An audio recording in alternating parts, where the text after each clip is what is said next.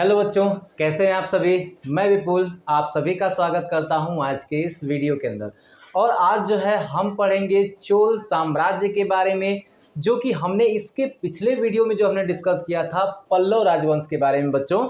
और हमने बताया था कि किस प्रकार से दक्षिण भारत के इतिहास में सांस्कृतिक, धार्मिक और आर्थिक विशेषताओं भरे ये जो साम्राज्य हैं बहुत ही महत्वपूर्ण होने वाले हैं आपके आने वाले परीक्षाओं के लिए बच्चों। ठीक है ना।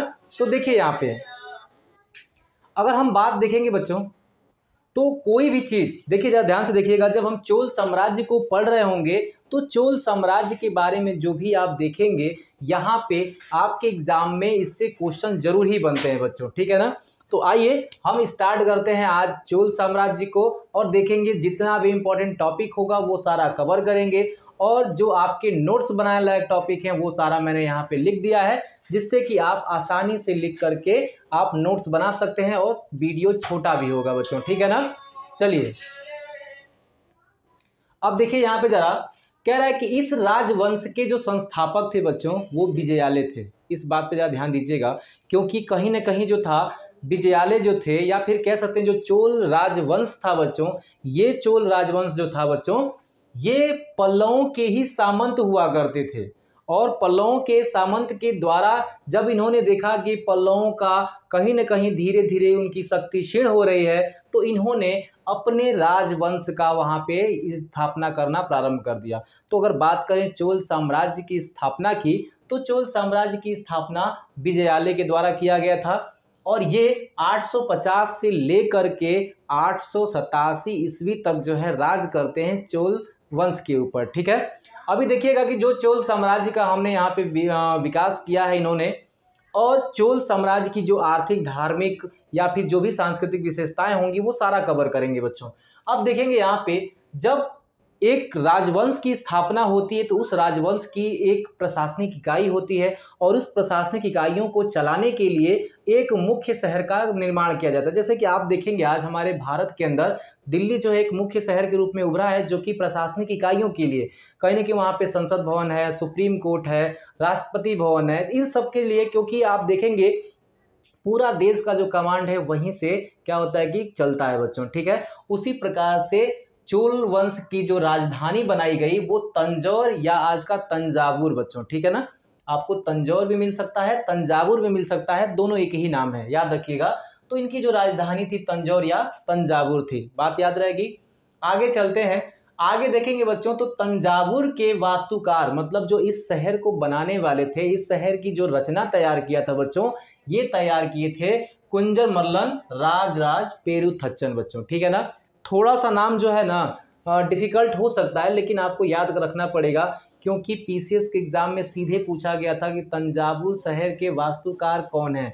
तो आपको याद रखना है कुंजर मल्लन राजराज पेरुथच्चन बच्चों। ठीक है ना। अब याद रखिएगा, आगे देखेंगे तो विजयालय ने बच्चों, विजयालय के बारे में थोड़ा सा जान लीजिएगा, क्योंकि ये संस्थापक भी रहे हैं चोल साम्राज्य के, तो क्वेश्चन जरूर पूछेगा। इन्होंने एक उपाधि धारण की थी बच्चों, नरकेसरी। ठीक है। तो नरकेसरी जो है उपाधि धारण की थी विजयालय ने, और इनके द्वारा तंजावुर के अंदर एक मंदिर का निर्माण कराया गया था जिसका नाम था निशुंभ सूदनी मंदिर। ठीक है बच्चों। निशुंभ सूदनी का जो मंदिर था तंजावुर के अंदर वो विजयालय के द्वारा, क्योंकि यहाँ देखिएगा जब हम दक्षिण भारत के इतिहास को चर्चा कर रहे होंगे बच्चों तो वहाँ पे सांस्कृतिक विशेषताएं बहुत ज़्यादा हैं। और आप देखेंगे कि आज भी जो मोदी जी ने एक अभियान चलाया है, एक भारत श्रेष्ठ भारत, और उसमें सौराष्ट्र तमिल संगमम की जो बात चल रही है, कहीं ना कहीं उत्तर और दक्षिण की संस्कृतियों को मिलाना उनका एक मकसद है, और हमें एक पूरे भारत का निर्माण करना है। तो जहाँ भी अगर बात आएगी कला संस्कृति की, तो उसमें दक्षिण भारत का इतिहास बहुत ही महत्वपूर्ण हो जाता है बच्चों। ठीक है ना। तो आगे आते हैं, तो देखिएगा यहाँ पे चोलों का स्वतंत्र राज्य, अगर आप कहिएगा कि जो चोलों का स्वतंत्र राज्य है वो स्थापित करने का जो श्रेय है बच्चों वो जाता है आदित्य प्रथम को बच्चों। ठीक है ना। आदित्य प्रथम ने चोलों का एक स्वतंत्र राज्य स्थापित किया था, याद रखिएगा। अब एक बात और भी याद रखिएगा बच्चों, क्योंकि चोलों के बारे से क्वेश्चन बहुत ज़्यादा पूछता है। कारण ये है कि उस समय में बच्चों ये एक विकसित नौसेना बनाई थी इन्होंने। जिस समय आप देखेंगे कि नौसेना की शक्ति की वजह से ही बच्चों हमारे ऊपर पुर्तगालियों ने हमला किया, पुर्तगाली हमको कब्जा किए। फिर पुर्तगाल जितने भी विदेशी आए बच्चों, कहीं ना कहीं उनकी एक सबसे बड़ी ताकत जो थी वो समुद्री ताकत थी बच्चों, ठीक है ना। और ये दक्षिण भारत के इतिहास में कहीं हमने क्या किया था, कहीं उनसे पहले हमने नौसेना बना ली थी बच्चों, ठीक है ना। तो अब आप देखेंगे तो याद रखिएगा, जब भी आपसे क्वेश्चन पूछेगा कि सबसे पहले नौसेना, तो आपको धीरे याद रखना है कि चोल वंश ने या चोल साम्राज्य के द्वारा ही नौसेना हुआ करती थी बच्चों, ठीक है। आगे देखेंगे कि चोलों का जो स्वतंत्र राज्य है आदित्य प्रथम ने स्थापित किया था। और आगे देखेंगे कि आदित्य प्रथम ने एक उपाधि धारण की थी बच्चों, वो उपाधि क्या है, कोंडराम बच्चों, ठीक है ना। कोंदड़राम, आपको ये उपाधि याद रखनी है, किसकी है, आदित्य प्रथम की है बच्चों। अगर आगे बात करें इसकी तो क्या होगा, राज प्रथम। देखिए यहाँ से चोल साम्राज्य से दो ही शासकों के बारे में इंपॉर्टेंट क्वेश्चन हर बार बनते हैं और बन सकते हैं बच्चों, ठीक है ना। एक है राज प्रथम और इनके पुत्र हैं राजेंद्र प्रथम बच्चों, ठीक है। इनसे क्वेश्चन बहुत ज़्यादा पूछा जाता है। अब देखिएगा जरा, राज प्रथम ने श्रीलंका पे बच्चों, श्रीलंका पे जो है इन्होंने आक्रमण कर दिया था। और आप कह सकते हैं कि श्रीलंका के जो शासक थे महिम जो पांचवें थे बच्चों, इनको जो है दौड़ा करके मारा। और ये बेचारे दक्षिणी श्रीलंका में जा कर के शरण लेते हैं, ठीक है बच्चों। और श्रीलंका में जब इन्होंने क्या किया, आक्रमण किया राज प्रथम ने, तो श्रीलंका में एक नया प्रांत बनाया। क्योंकि बच्चों अगर वहाँ पे आक्रमण हुआ है, वहाँ पे राज करना चाहते हैं, तो कहीं ना कहीं हमें एक ऐसा शहर बनाना पड़ेगा जहाँ से हम एक प्रशासनिक इकाइयों को चला सकते हैं, ठीक है ना। तो इन्होंने भी क्या किया, वहाँ पे प्रशासनिक इकाइयों को कार्यरत करने के लिए इन्होंने एक शहर का निर्माण कराया, वहाँ पे एक प्रांत का निर्माण कराया, जिसे हम कहते हैं मुंडी चोल मंडलम, ठीक है बच्चों। मुंडी चोल मंडलम नामक शहर जो है वो श्रीलंका में राज प्रथम ने बनाया। अब थोड़ा सा इनके बारे में और जान लेते हैं, जो कि क्वेश्चन हमारे एग्जाम में आता है। एक बात याद रखिएगा, जैसा कि मैंने बताया, इनकी नौसैनिक शक्ति इतनी ताकतवर थी जिसकी वजह से यहाँ पे श्रीलंका पे इन्होंने कब्जा किया बच्चों, ठीक है। अब आगे देखेंगे कि राज प्रथम जो है वो शैव धर्म को मानने वाले थे। शैव धर्म का मतलब ये होता है जो शिव के उपासक होते हैं उनको मानने वाले राज प्रथम थे बच्चों। अब आगे आ जाते हैं, तो इनके द्वारा बहुत बार पूछा गया, आप इसको मोस्ट इम्पॉर्टेंट लगा के चलिएगा कि यहाँ पे राजेश्वर मंदिर, ठीक है ना, राजेश्वर मंदिर तंजावुर के अंदर है बच्चों। किसने बनवाया था, तो राज प्रथम ने बनवाया था बच्चों। इस बात को आपको भली भांति याद रखना है क्योंकि क्वेश्चन कई बार पूछा गया है, ठीक है ना। अब आगे चलेंगे तो आप देखेंगे कि चोल साम्राज्य का सर्वाधिक विस्तार जो है इनके जो पुत्र आते हैं राजेंद्र प्रथम बच्चों, ठीक है ना। तो राजेंद्र प्रथम के द्वारा जो है चोल साम्राज्य का सर्वाधिक विस्तार होता है। और उसके बाद राजेंद्र प्रथम ने क्या किया कि आने वाले पल्लवों को हराते हैं, पल्लवों के बाद राष्ट्रकूटों को हराते हैं, कृष्णदेव राय जो तृतीय थे बच्चों उनको भी हराने का काम जो है यही राजेंद्र प्रथम के द्वारा ही किया जाता है बच्चों, ठीक है।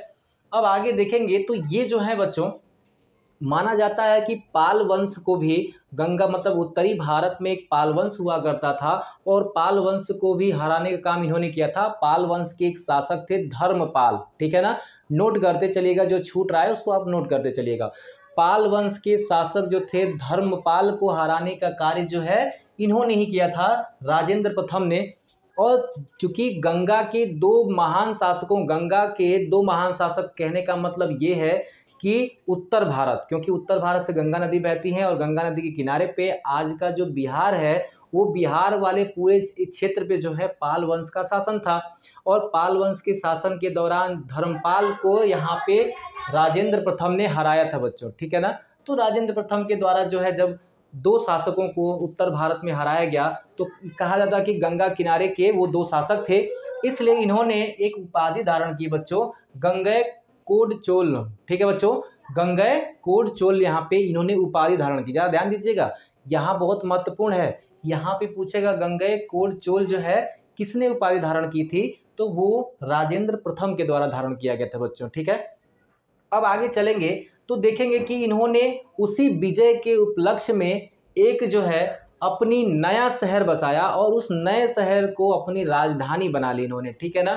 तो आप याद रखेंगे कि राजेंद्र प्रथम एक नवीन शहर कब बनाते हैं, जब वो गंगा पे जीत मतलब गंगा के किनारे रहने वाले दो शासकों को हरा करके आते हैं। तो इनका मानना था कि हमारा जो है अभियान, मैं या फिर कह सकते हैं कि जो भी शासक थे प्राचीन काल के, कहीं ना कहीं अपने जीत के लिए जो है वो बहुत ज़्यादा मात्रा में बच्चों क्या करते थे कि कुछ ना कुछ निर्माण कराते थे। जैसे आप अकबर देखेंगे, गुजरात विजय के बाद जो है जब आते हैं तो उन्होंने भी फतेहपुर सीकरी वगैरह का निर्माण कराया था।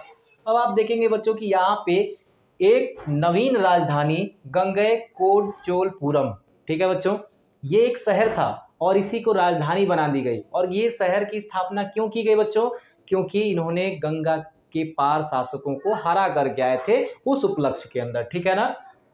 अब देखेंगे महमूद गजनवी, जिसने सोमनाथ मंदिर पे 1025 ईस्वी में आक्रमण किया था, वो राजेंद्र प्रथम का समकालीन था बच्चों। इस बात को भी आपको याद रखना है, ठीक है ना। अब आगे चलेंगे, चोल वंश का जो अंतिम शासक था वो राजेंद्र तृतीय था बच्चों, ठीक है ना। चोल वंश का अंतिम शासक जो था वो राजेंद्र तृतीय था, याद रखिएगा। अब देखिए यहाँ पे हमने जो है यहाँ पे बहुत सारी चीज़ें पढ़ ली। अब थोड़ा सा इनके जो है प्रशासनिक इकाइयों के बारे में आते हैं बच्चों।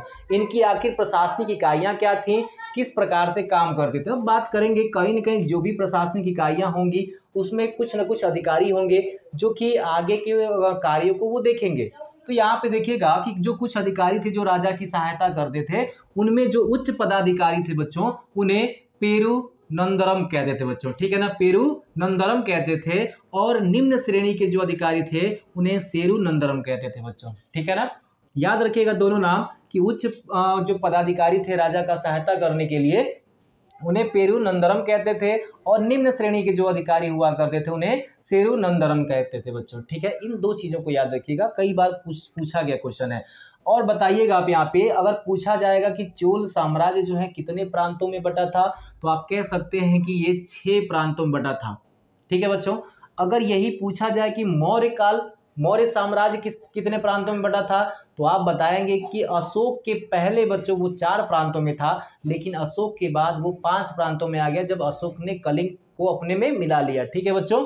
अब देखेंगे यहाँ पे जो भी प्रांत बटे थे उन प्रांतों की इकाइयाँ क्या हैं। जैसे हमारे यहाँ प्रांत, जैसे कि हमारे यहाँ बेटा क्या है, राज्य है, राज्य से नीचे जिला है, जिले के नीचे ब्लॉक होता है, ब्लॉक के नीचे ग्राम होता है बच्चों, ठीक है ना।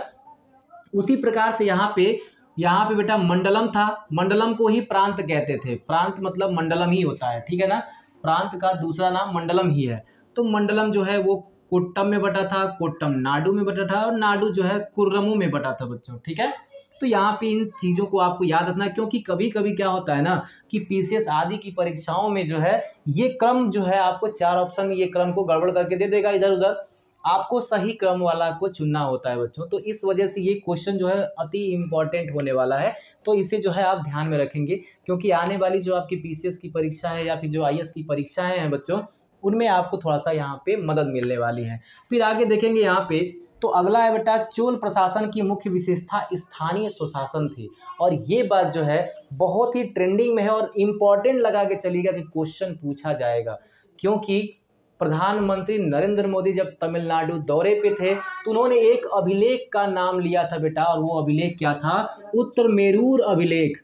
उन्होंने कहा था कि हमारा भारत विश्व का सबसे पहला जो है लोकतंत्र है।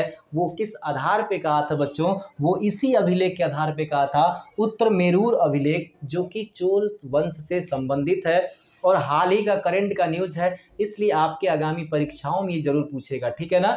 तो हमें जो है चोल प्रशासन के इस अभिलेख से जानकारी मिलती है कि हमारे यहाँ स्थानीय स्वशासन रहा करते थे बच्चों, ठीक है ना।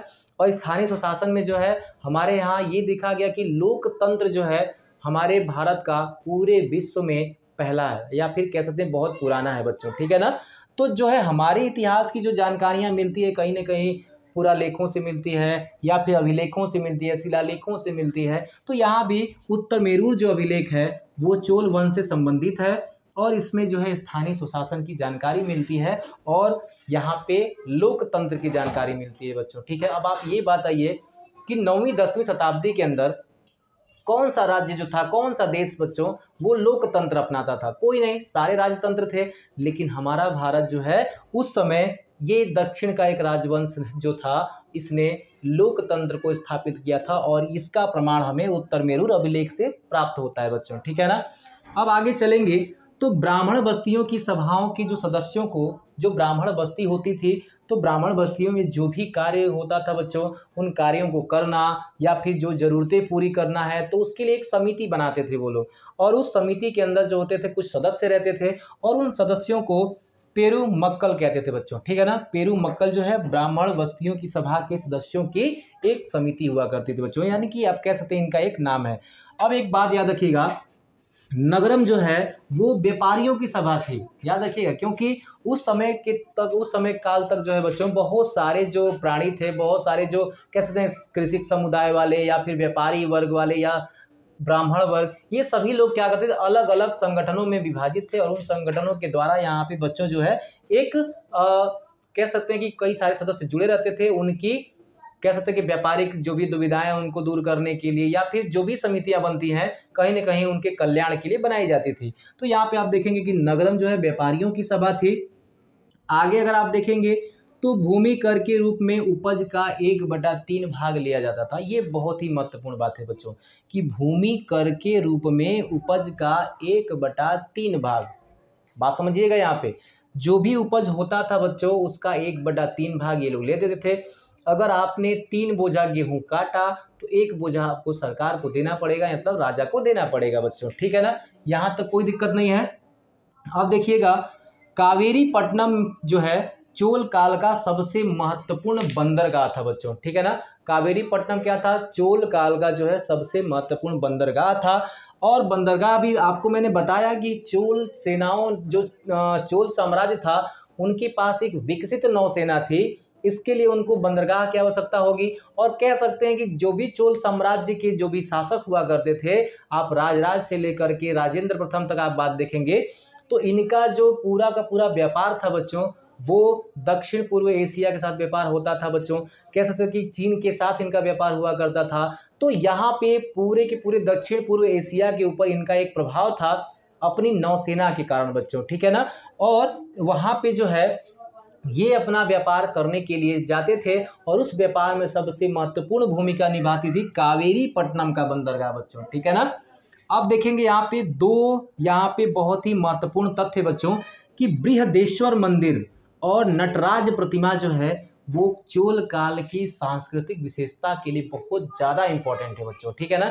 और क्वेश्चन पूछता है बृहदेश्वर मंदिर तंजावुर के अंदर है बच्चों, याद रखिएगा, कई बार पूछा गया है बृहदेश्वर मंदिर कहाँ पे स्थित है, तंजावुर के अंदर। नटराज प्रतिमा कहाँ पे स्थित है बेटा, यहाँ पे, तो आप देखेंगे नटराज प्रतिमा भी कहीं न कहीं चोल शासकों के द्वारा ही, नटराज आप देखते हैं ना जो शंकर भगवान जो है वो नृत्य करते हुए आपको दिखाए जा रहे हैं जटाओं को खोल करके, तो उस प्रकार का जो है बच्चों नटराज प्रतिमा है, ठीक है ना।